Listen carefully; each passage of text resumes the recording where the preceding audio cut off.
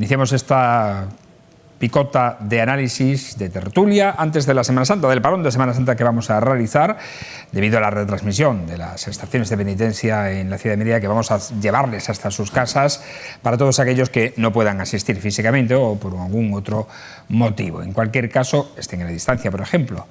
En cualquier caso, vamos a hablar de que ya están los preparativos, como ven ustedes y como le hemos adelantado en nuestro informativo, para que todo discurra por su cauce normal después de 2 años de sequía, nunca mejor dicho, de no ver procesiones en la calle. Hoy, para hablar no de Semana Santa, pero sí de otros asuntos de interés, tenemos con nosotros a Rosa Luz Fernández. ¿Cómo está? Buenas noches. Hola, buenas noches. Muy bien, aquí con vosotros un ratito. Gracias. Y Juan Viera, ¿cómo estás? Buenas noches. Bien, estupendamente. ¿Qué tal? Muy bien. Hoy yo con una mano menos, pero bueno, no os paséis que no puedo alcanzar con la mano. En fin, vamos a saludar, a empezar hablando de inversiones, porque ayer el alcalde de Mérida dio a conocer el destino del remanente positivo de tesorería que ha alcanzado el ayuntamiento y que bate récords. Más de 16 millones de euros se van a destinar a un plan extraordinario de inversiones dividido en 3 áreas. Entre ellas están, por un lado, empleo, políticas sociales, familia y medio ambiente; por otro, infraestructuras deportivas y servicio público; y promoción, el tercero, y difusión turística de la ciudad. Entre este plan de inversiones destaca la Ciudad de la Infancia, que ya fue en su día anunciada, a la que se va a destinar algo más de 1,5 millones de euros, la excavación de Huerta Otero o el Museo al Aire Libre Urbano que se quiere realizar en la barriada de la Antigua. Entre prácticamente toda esa amalgama de inversiones, destaca la mejora de alumbrado público, de nuevos contenedores para la ciudad, de reparación de aceras, de calles, etc. Un proyecto, como él ha dicho, que es el más ambicioso que ha hecho nunca el Ayuntamiento de Mérida en esta ciudad. Rosa, ¿has tenido ocasión de ojear un poco las inversiones, el destino de este montante? Sí, yo creo que, a ver, está bastante bien, porque sobre todo se dirige a muchas áreas que estaban deficitarias dentro de la ciudad. Sobre todo, a ver, yo me voy a la parte esta de las instalaciones deportivas. Las instalaciones deportivas tenían un estado bastante deficitario, o sea, no han tenido un mantenimiento adecuado, se ha ido dejando todo, lo que se han ido haciendo son reparaciones para cubrir expediente, por así decirlo, pero realmente no se ha estado trabajando en darle una vuelta, renovarlas, actualizarlas, mejorarlas. Creo que está bastante bien orientado todo el plan, porque empezando por ahí, por las infraestructuras deportivas que han tenido mejores tiempos y que se han encontrado bastante abandonadas. La parte también de turismo, que es muy importante en esta ciudad, no nos debemos olvidar que una parte importante de la economía de Mérida gira alrededor del turismo, entonces tiene que ser nuestra niña bonita, la tenemos que mimar bastante. Es la principal industria de la ciudad. Exactamente, porque nos beneficia bastante ese cuidado que se le tiene que dar. Hoy, por cierto, hemos conocido la ratificación de algo que ya adelantamos nosotros la semana pasada, y es que para el puente de Semana Santa, pues los hoteles de Mérida registrarán una ocupación total, un 100%, mientras que el miércoles santo, por ejemplo, tendrá una ocupación del 70%. Que es una buena noticia, sobre todo para la ciudad, para el soporte del sector, y más viniendo de la pandemia, las consecuencias que hemos tenido, que venimos arrastrando de toda esta pandemia. Es una noticia bastante buena en ese sentido. Por otro lado, creo que la parte donde más enjundia tiene todo el proyecto es en la parte del empleo social, servicios sociales. Es una parte que siempre cuesta muchísimo ver dónde se van los recursos, y parece que aquello es un cajón sin fondo, pero creo que en esta cuestión está bastante bien orientado, sobre todo porque hace una hincapié bastante importante en la figura de la mujer laboralmente dentro de Mérida, puesto que lo que está reflejando es un estudio que se ha hecho, es que es donde más deficitario es el empleo y donde más dificultad se encuentra a la hora de consolidar un empleo. Entonces creo que va a estar bastante bien orientado en este sentido todo el plan de inversiones y sobre todo alabar el trabajo del ayuntamiento para conseguir ese remanente y poderlo utilizar en este tipo de inversiones, porque hasta ahora no hemos tenido oportunidad de ver estas cifras para inversión dentro del ayuntamiento y desde el propio ayuntamiento. Sí, es 1 millón de euros el plan de empleo destinado a la mujer, un plan de empleo local. Sí echo de menos, sin embargo, el que no se haya tenido en cuenta también a los jóvenes, porque la ciudad tiene dos problemas, al igual que el resto de Extremadura, de paro importante. Uno es el femenino, el paro femenino, que es el de mayor peso, y el otro el juvenil. Y sin embargo, creo que está incluido. No se le ha hecho. ¿Sí? Yo creo que está incluido, sobre todo porque habla de... dentro del juvenil, el que más sufre todavía dentro de los jóvenes son las chicas. Las chicas jóvenes son las que tienen todavía más dificultades que los chicos jóvenes. Entonces yo creo que también tiene esa parte ahí de estudio y que algo también va dirigido a ellos. O sea, que no solamente a mujer como mujer adulta, sino en todo el espectro de edad, yo creo. Y la política social yo creo que también va dirigida a los jóvenes, porque no es una cosa que vaya específicamente dirigida a ellos, pero siempre hay alguna pauta dentro de todas las propuestas que van dirigidas a que se tenga un especial interés en los jóvenes. Nos alegra también el hecho de que se vayan a reponer las luces, las luminarias, porque desde esta picota, a través de varios picoteros distintos, se han quejado muchísimo de la poca iluminación que tiene la ciudad, ¿no? Bueno, pues la reposición de esas luminarias nos alegra muchísimo, va a alegrar sobre todo a algunos de nuestros picoteros. Pero yo creo que es que la gente lo enfoca de otra manera, porque, a ver, las luminarias que hay ahora no tienen la misma intensidad lumínica que las que había antiguamente. Entonces yo creo que mucha gente se queja porque lo que quieren es tener esas luminarias de 300 vatios iluminando la calle, y ahora no son así, porque bueno, también va metido dentro del medio ambiente, ¿no? Es un poco de evitar esa contaminación lumínica que generan todas las ciudades con esta iluminación de las calles. Y entonces yo creo que también va metido en ese Una bloque. Cosa es la contaminación lumínica y otra cosa es que hay zonas que no se ven. Eso sí. Eso hay zonas que hay que revisar y que instalar nuevos Pero ahí puntos de luz. también, yo también me quejo muchas veces de la parte de los ciudadanos, que es muy fácil quejarse de mi calle no tiene luces. Pero lo digo en el bar, lo digo en la tienda, lo digo en la calle, se lo cuento a toda la gente, pero no me dirijo a quien me las tiene que poner, que es el ayuntamiento.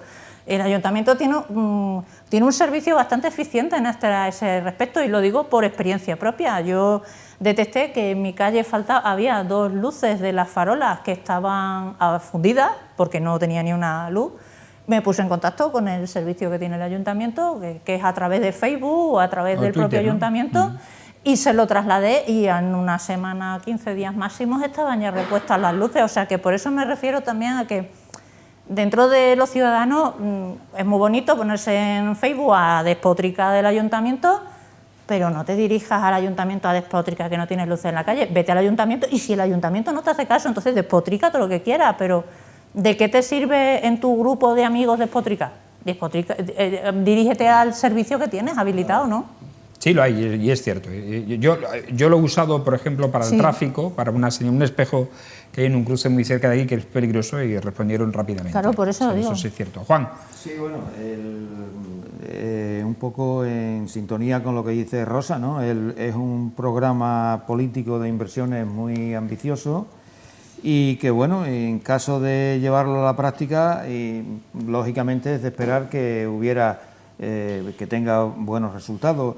Yo, sin embargo, ahí veo algún problema en cuanto a la ejecución en un periodo de tiempo tan reducido, ¿no? Porque realmente este proyecto se quiere poner de aquí en un periodo de 9 o 10 meses, ¿no? Supongo yo que antes de todo el proceso electoral, ¿no? Entonces, la capacidad administrativa para licitar, para ejecutar todos esos proyectos y todo lo demás, no sé si el Ayuntamiento de Mérida tiene capacidad suficiente para poder llevar a cabo toda esta programación en ese periodo de tiempo, ¿no? Y después yo lo que sí pediría de cara a la potenciación del empleo es que algunas cosas se podrían llevar por administración directa por el propio ayuntamiento, ¿no? Que de alguna manera facilita más la contratación de trabajadores que están en paro y todo lo demás, ¿no? Yo supongo que esto será todo por contratación directa, ¿no? Planes de empleo. Administración directa no, aquí hablo de licitaciones. No creo que sea por planes de empleo. No. Por el cambio de normativa laboral, no creo que sea por planes de empleo. Por lo que se ve, se sacará licitación, tal y cual, esto, lo otro, ¿no? Entonces, creo que sería interesante. Y después otra cuestión, aumentar la partida de mínimos vitales de 120.000 euros, con la situación de muchas familias y todo lo demás, el incremento de 120.000 euros, pues para 400 familias aproximadamente o 500 familias en situación de próxima a la exclusión social, serían unos 20 euros al mes, que es un incremento que no compensa ni mucho menos la subida del nivel de vida, la subida de la luz, del agua y todo lo demás, ¿no? Entonces, creo que sería interesante que se incrementase la cantidad de mínimos vitales, en vez de 120.000 euros, una cantidad superior destinada a estas familias, ¿no? Pero tú lo ves solamente desde la perspectiva de que esas familias van a mantenerse en esa situación. Si se está, si se está haciendo un plan de empleo, lo lógico es que lleve aparejado que esa discriminación que sufren estas personas laboralmente no sea tan severa, se corrija en la medida de lo posible, ¿no? Yo, tal y como está la situación y las perspectivas que hay, las posibilidades de recuperación económica y todo esto, no veo la cosa muy factible, que digamos, ¿no? Y bueno, y después el asunto ¿no? Que se atienda más a la administración directa, que de alguna manera se pone más interés en contratar a gente que está en paro y que tiene menos posibilidades de acceder a los puestos de trabajo. Normalmente las familias que recurren a mínimos vitales, por norma general, son familias que tienen pocas posibilidades de acceder al mercado de trabajo, por unas circunstancias o por otras, que cobran pensiones no contributivas, que cobran ayudas sociales muy reducidas, etcétera, etcétera, ¿no? Por eso creo que sería importante que se aumentase, se incrementase esa cantidad. Y por lo demás, bueno, pues que se aplique, que se ponga en ejecución lo más rápidamente posible. Si hay capacidad administrativa para ello, que tal y como se plantea, parece ser que la hay, ¿no? Entonces, bueno. Bueno, por cierto, hay dos formas, digo, para ponerse en contacto si tienen o notan alguna deficiencia, ahora que ha sacado Rosa el tema, que es una app del Ayuntamiento de Mérida, que ahí se puede hacer, o a través, en este caso del alumbrado, directamente con la concesionaria del propio servicio en Twitter, Alumbra P Mérida, es la página también. Vamos a otro asunto, estamos de enhorabuena. Hoy es un buen día, hablamos de inversiones porque Renfe también nos ha sorprendido con una inversión de 11 millones de euros para la renovación de 14 trenes Alvia de la serie 730. Son los trenes que van a empezar a funcionar a mediados de año, se supone que en el mes de junio por Extremadura, en la línea de alta velocidad. Lo que se van a hacer es renovar los trenes que ya existía, todo el interior, en fin, etcétera, que son esos que tienen en sus imágenes. Se trata de un tren híbrido, mitad diésel, mitad eléctrico, para que pueda funcionar tanto en los tramos con catenaria como en aquellos que no hay, y asegura una velocidad, no de alta velocidad, pero una velocidad alta, por decirlo de alguna manera. Parece que Renfe se está poniendo las pilas, visto ya que en junio, en teoría, debería de entrar en funcionamiento esa nueva línea, Rosa. Sí, yo me congratulo mucho de que Renfe se acuerde de que Extremadura existe y que necesita una renovación. Es bastante importante esto, porque esto lo que hace es que pueda replantearse, cualquier persona se pueda replantear el poder utilizar el servicio que se presta a través de Renfe, aunque después de tanto tiempo con las deficiencias que ha tenido y tal, pues todas las personas se han ido adaptando a otros medios de transporte para poder desplazarse, pero es evidente que si la línea de Renfe empieza a funcionar, pues se replanteará a muchas personas el utilizar este tipo de medio de transporte. Pues imagínate para el turismo lo que puede suponer. Sí, por eso lo digo, es que es lo más importante. Yo lo que sí he hecho en falta es la parte importante del transporte de mercancías, sobre todo a nivel Renfe, porque esa línea siempre nos queda ahí un pelín coja y debería de restituirse, pero es bueno que se empiece ya, aunque sea con el de viajeros, que sobre todo a nivel turístico creo que es un punto bastante importante para nosotros. Hombre, no nos conecta todavía con Madrid por alta velocidad, porque esto es el corredor Plasencia-Badajoz, sí, pero que es el que se está ya ultimando del tramo de alta velocidad, pero bueno, al menos vamos a tener ese corredor interior para poder desplazarnos. Sí, el problema es que la conexión con Madrid va a tardar. Se habla de 2030. Va a ser antes, va a llegar antes a Lisboa, vamos a tener mejor conexión con Lisboa que con Madrid. Que la conexión con Madrid por vía a través de electricidad, ¿no? Pues los trenes estos son, como has dicho, son polivalentes. Polivalentes con diésel eléctrica para líneas convencionales y líneas internacionales y tal, pero la conexión eléctrica con Madrid será hasta el 2030 y después... por tanto, nos olvidamos de AVE hasta 2030. 2030, o sea, eso está claro. Y además el problema no es la solución de las infraestructuras ferroviarias que comuniquen las diferentes localidades de Extremadura y el intercambio, digamos, interprovincial, interregional y tal, ¿no? Porque las vías, las infraestructuras eléctricas tenemos, o sea, ferroviarias, tenemos 725 kilómetros de vías ferroviarias en Extremadura, de los cuales en el 20% no se puede pasar por la situación, el estado de las vías férreas no se puede pasar de 50 kilómetros hora. O sea que está muy bien que hablemos de la conexión con Madrid, de que vamos a tener un tren que en un principio va a funcionar como máximo a 160 kilómetros hora, porque mientras que no esté la vía electrificada no pasamos a los 200 y pico. Entonces, el problema es ese, que se hace hincapié en el AVE, en la conexión con Madrid, que no es AVE ni mucho menos todavía, ni lo va a ser en un principio, y sin embargo las estructuras ferroviarias del resto de la comunidad extremeña, de la región, pues están de pena, que no favorecen en nada ni el intercambio de mercancías ni ciertas cosas, ¿no? Y bueno, hay dos ejes ahí importantes sobre los que actuar, volviendo a la salida hacia otras comunidades y sobre todo hacia Puerto de Mar, como es la línea de Sevilla, que habría, esa es tremenda. Sobre todo, tú te refieres al tramo de ese de Llerena, bueno, eso es tremendo, ahí los trenes van a 30 por hora, sí, ¿sabes?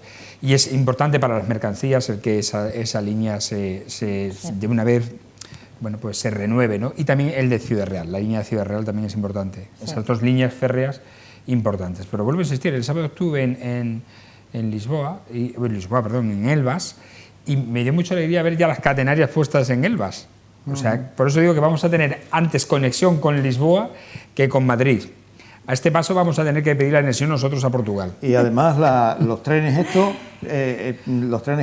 tienen ya 10 o 12 años, porque esto los inauguró siendo ministro Pepe Blanco para la conexión Madrid-Galicia. Pero yo creo que aquí lo importante, 10 o 12 años. Yo creo que lo importante es que se establezca el servicio. En el momento en que empiezan a funcionar las líneas, el problema que ha tenido aquí el tren ha sido que se ha ido volviendo todo muy obsoleto. Si se vuelve obsoleto, se deja de usar. Si se deja de usar, no merece la pena hacerle un mantenimiento, ni a vía, ni a vehículos, ni a nada.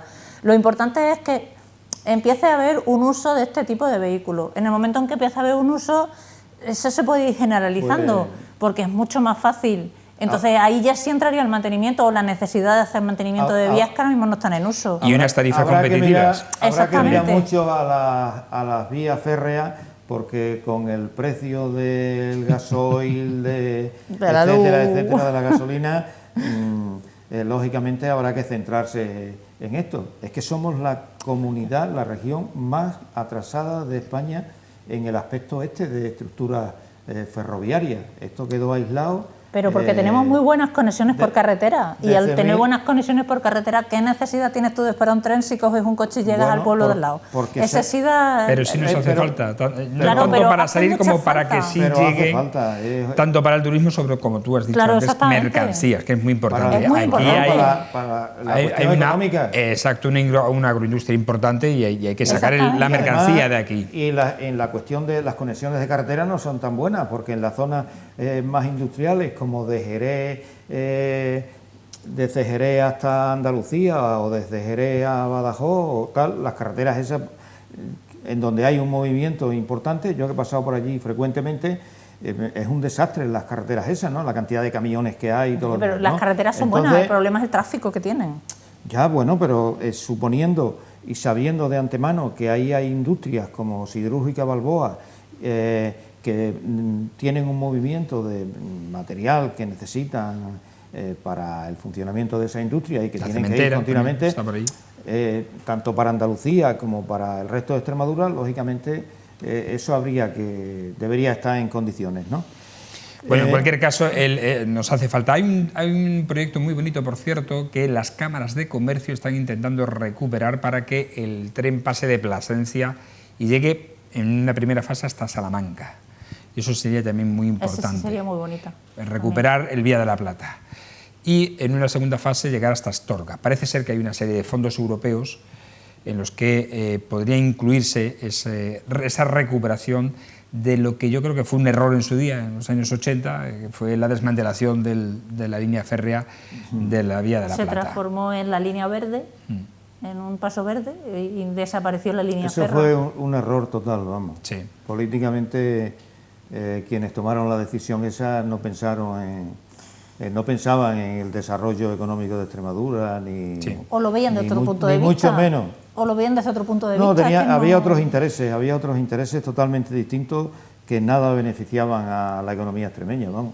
Bueno, pues esperemos que esas imágenes que estamos viendo del viaducto sobre el Tajo, que es el del arco más grande de Europa, pues pueda ser ya utilizado próximamente. La fecha, según la presidenta de Renfe, es junio, mes de junio, así que esperemos que en junio ya podamos circular en ferrocarril electrificado, al menos por Extremadura. En 2002 creo que fue cuando Aznar habló del tren, ¿no? Pues promesas de AVE ha habido aquí, vamos. Y a partir de Aznar han ido viniendo sucesivamente. Y el último creo que fue Ábalos, ¿no? En el 2018 o algo así, el que habló de que inmediatamente teníamos el AVE aquí, tal y cual, tal otro, y hasta 2030 no lo vamos a tener. No vamos a tener AVE. Yo creo que todos los ministros con cartera en infraestructura habían hecho la misma promesa. Pero bueno, en algún momento alguno tendría que acertar, ¿no? Hubo varias fechas, hubo también la de María Teresa Fernández de la Vega en 2010, que dijo que el AVE estaría en 2010 aquí. Pues nada, ni Aznar, ni María Teresa Fernández de la Vega, ni Íñigo de la Serna del PP, ni Ábalos del PSOE han traído el AVE. Ha venido a vender su historia y punto. En fin. Bueno, de momento nos conformaremos con el tren de altas prestaciones, que es como se llama, pero hay que aspirar a seguir teniendo el AVE y la conexión con Madrid es primordial. Cuando empiece a funcionar. Exacto. Bueno, ya lo veremos. A mí ya me hace ilusión que al menos veamos esas imágenes de prueba, que están probando las vías y los trenes ya. Sí. Los están probando los dos. Sí. Bueno, vamos a otro asunto rápidamente, porque parece ser que tras el Congreso del Partido Popular celebrado este fin de semana en Sevilla, en el que se ha proclamado a Alberto Núñez Feijóo como nuevo presidente nacional, puede cambiar en algo el entendimiento con el Gobierno y el Gobierno con el Partido Popular. Es un sentido bilateral o bidireccional cuya comunicación estaba prácticamente cortada entre Sánchez y Casado. Esperemos que ahora se recupere entre Sánchez y Núñez Feijóo, porque el PSOE ya ha dicho que estaría dispuesto a negociar con Núñez Feijóo la renovación, atención, del Consejo General del Poder Judicial. Bueno, esto es de traca ya, el tiempo que llevamos con esto. Yo sí, además yo veo difícil que se llegue a un acuerdo pensando en todo lo que viene después, ¿no? La cantidad de juicios que van a afectar a dirigentes políticos del Partido Popular y gente que de alguna manera tenía una influencia bastante grande en el Gobierno y en el Partido Popular. Entonces, La situación es muy difícil políticamente porque el PP no va a querer modificar eso en vista de que actualmente el aparato judicial, la dirección de ese aparato judicial y la gente que ocupa la cúpula tienen unas tendencias muy claras que estamos viendo, y entonces pues creo que se va a negar a eso. Y es más, ya cuando el Gobierno aprobó la ley esta impidiendo que el Consejo General de Poder Judicial hiciera nombramientos de jueces y ciertos nombramientos así muy específicos, que se aprobó la ley por parte del Gobierno de coalición, el Tribunal Supremo ha paralizado esa ley, según parece. Vamos, no estoy muy enterado, pero lo recurrieron y se ha paralizado, ¿no? Entonces, creo que no va a haber una posición muy favorable por parte del Partido Popular a modificar la composición del Consejo General de Poder Judicial, ¿no? Bueno, según el discurso de Núñez Feijóo en Sevilla, parece que quiere llegar a alcanzar a consensos de Estado en ciertos temas, y este podría ser uno de ellos, ¿no? Y por parte también de que el Gobierno ceda. Se tienen que entender ambas partes, pero esto es cosa de por dos. las circunstancias por las circunstancias judiciales que van a venir en estos próximos meses, y veo difícil que haya un acuerdo, un diálogo para renovar a la cúpula del Poder Judicial, al Consejo General del Poder Judicial, por parte del Partido Popular, ¿no? Bueno, pues eso, esperemos que ese empecinamiento de ambas partes se acabe. Rosa. Bueno, yo creo que lo primero es felicitar al PP por el nombramiento del nuevo líder que se ha nombrado en el Congreso de Sevilla. Y creo que eso solamente es el primer paso que tenían que dar para la situación que tenían ahora mismo en el PP, que principalmente no solamente era un problema de liderazgo, sino también es un problema bastante subyacente que tienen ellos, que es el ideológico. Un escollo en ese problema, en ese fondo ideológico al que se está enfrentando el PP desde dentro, es precisamente su posición a la hora de renovar los órganos constitucionales. Se presupone siempre que el PP es un partido constitucionalista, con lo cual no debería de tener tanto problema a la hora de hacer la renovación de un órgano constitucional como el Consejo del Poder Judicial. Pero han estado poniendo un montón de piedras, no solamente por lo que decía Juan, que es a nivel propio, sino que yo creo que es falta de convencimiento, porque si no otra cosa no se explica, ¿no? O sea, yo creo que no están convencidos de que tienen que aceptar renovaciones y que tienen que ser las cosas como ellos dicen, no como deben de ser, ¿no? ¿Que no aceptan la Constitución? Yo creo que no la aceptan de alguna manera, ¿no? Porque no tiene que haber un trasfondo de me perjudica, el análisis me perjudica, me beneficia. Tiene que ser, el análisis correcto tiene que hacerse porque me dice la Constitución que se tiene que aceptar renovación. Pues hay que hacerla, o sea, y no solamente estar siempre sopesando, me falta un juez para que no me llegue poder, tal y cual. Rosa, el poder no tiene límites ni tiene... Claro, pero entonces no estamos hablando de que somos... reglas ni normas. Claro, pero entonces no estamos hablando de que somos constitucionalistas, ¿no? Somos constitucionalistas de interés, solamente cuando a mí me interesa. Eso es todo muy teórico. La realidad se impone sobre toda por eso sobre digo. La teoría. La práctica se impone sobre la teoría, y el poder es el poder, o sea, no hay límites para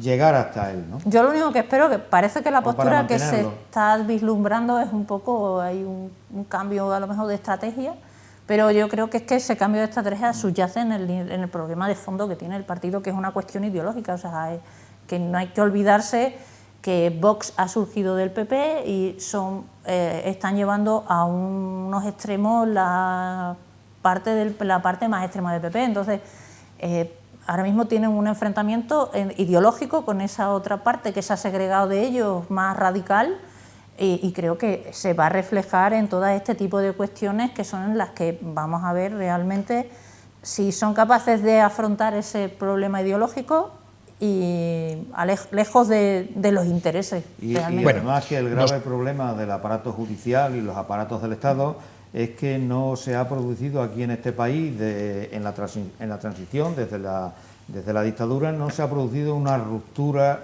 democrática, y el aparato judicial La Audiencia Nacional viene del Tribunal de Orden Público, que perseguía y metía en la cárcel a los demócratas, y todo eso sigue su camino. O sea, por inercia, la ideología y las prácticas y los comportamientos de esos aparatos del Estado, tanto en el aparato judicial, el aparato policial, el aparato militar, sigue con una herencia, y entonces el que más y el que menos, y en este caso el Partido Popular y Vox y la derecha en su conjunto, intentan mantener esa inercia y esos comportamientos, y ese es el problema que tenemos en este país. Nos vamos, Juan, gracias. No hay tiempo para más. Agradecer a nuestros picoteros, como siempre, su opinión. Gracias, Juan. Gracias a vosotros. Que tengas una buena Semana Santa. Gracias. Gracias, Rosa. Muchas gracias. Yo espero que todo el mundo disfrute de esta Semana Santa. Y sobre todo que nos haga buen tiempo. Sí, y buena penitencia a aquellos que vayan a salir en procesión. Muy bien. Nos vamos, señores. No hay tiempo para más. Agradecerles, como siempre, su atención, siempre su apoyo a este espacio de La Picota. Regresamos mañana con nuevos contenidos, con nuevos picoteros, para desgranar la actualidad. En torno a las 10:25 de la noche, tanto en la TDT, en la televisión, como en la página web de televisionextremeña.com, como en las redes sociales. Hasta entonces, buenas noches y sean felices.